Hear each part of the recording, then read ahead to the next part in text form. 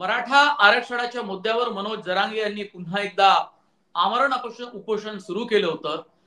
पण उपोषणाच्या 6व्या दिवशी शंभूराज देसाई, संदीपान भुमरे हे दोन कॅबिनेट मंत्री आणि राणा जगजितसिंह भाजपचे आमदार हे सरकारच्या वतीनं मनोज जरांगे यांच्या सोबत बोलणी करायला गेले आणि बोलणी झाल्यानंतर 30 दिवसांचा वेळ मनोज जरांगे यांनी राज्य सरकारला दिलाय.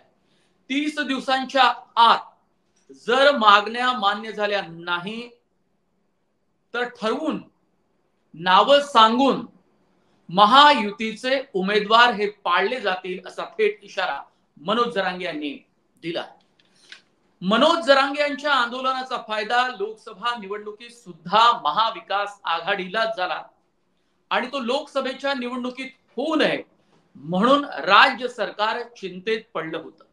राज्य सरकारने 2 महिन्यांचा वेळ मागितला, पण आधीच लोकसभा निवडणुकीमध्ये आचारसंहितेत 2 महिन्याचा राज्य सरकारचा वेळ गेला आणि विधानसभा निवडणुकीसाठी 2 महिन्यांचा वेळ पुन्हा एकदा जाईल म्हणून राज्य सरकारला 2 महिन्यांचा वेळ देण्यासाठी मनोज जरांगे अजिबात तयार नव्हते आणि शेवटी त्यांनी 30 दिवसांचा वेळ दिला.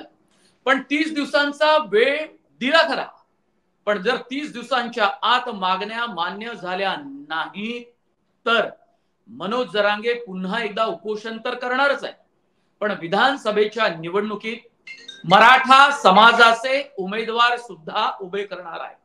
असं जर झालं तर महायुतीसाठी ते मोठं संकट असेल. याचं कारण असेल की वेगवेगळ्या जिल्ह्यांमध्ये वेगवेगळ्या लोकसभा मतदारसंघामध्ये आधीच महायुतीच्या उमेदवारांना मराठा आरक्षणाच्या मुद्द्याचा चांगलाच फटका बसलाय.